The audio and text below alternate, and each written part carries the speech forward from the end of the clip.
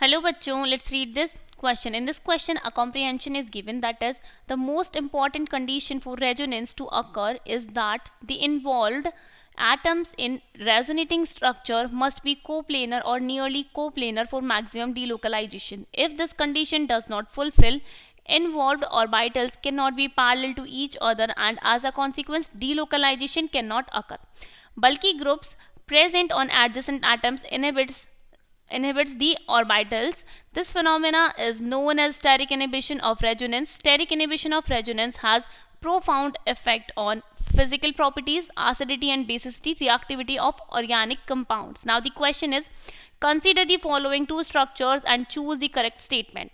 And the statements are: carbon nitrogen bond length structure 1 is greater than that in structure second. Carbon nitrogen bond length in structure 1 is less than that in structure second. Third is carbon nitrogen bond length in both structure is same, and these it cannot be compared. So हमें यहाँ पे compare करना है इन दोनों structures में this carbon nitrogen bond की length को, ये वाली लेंथ हमें कंपेयर करनी है. तो देखिए क्या है इसमें डिफरेंस किस चीज़ का है, यहाँ पर ग्रुप लगे हुए हैं, टर्शरी ब्यूटाइल ग्रुप लगे हुआ है. ठीक है, तो सबसे पहले हम हमारा की कॉन्सेप्ट लिखेंगे. सो की concept is here we can write the order of bond length.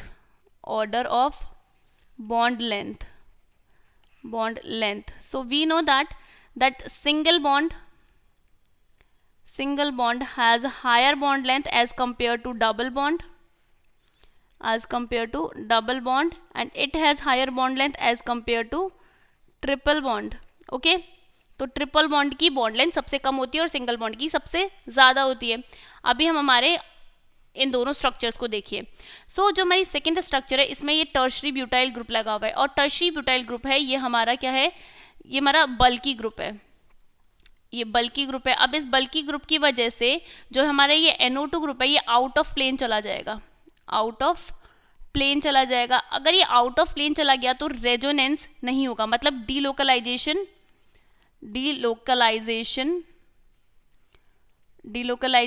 Disturb हो जाएगा. अब डीलोकलाइजेशन डिस्टर्ब हो जाएगा तो यहाँ पर ये जो कार्बन नाइट्रोजन बॉन्ड है ये हमेशा सिंगल बॉन्ड में रहना प्रेफर करेगा, ये यहाँ पर सिंगल बॉन्ड में रहेगा. ठीक है, अभी हम देखते हैं हम फर्स्ट स्ट्रक्चर के अंदर. तो फर्स्ट स्ट्रक्चर के अंदर क्या था, फर्स्ट स्ट्रक्चर के अंदर यहाँ पर डीलोकलाइजेशन होता है. डीलोकलाइजेशन होने की वजह से ये जो कार्बन नाइट्रोजन बॉन्ड था वो डबल बॉन्ड की कैरेक्टर रख रहा है, डबल बॉन्ड की कैरेक्टर भी रखेगा.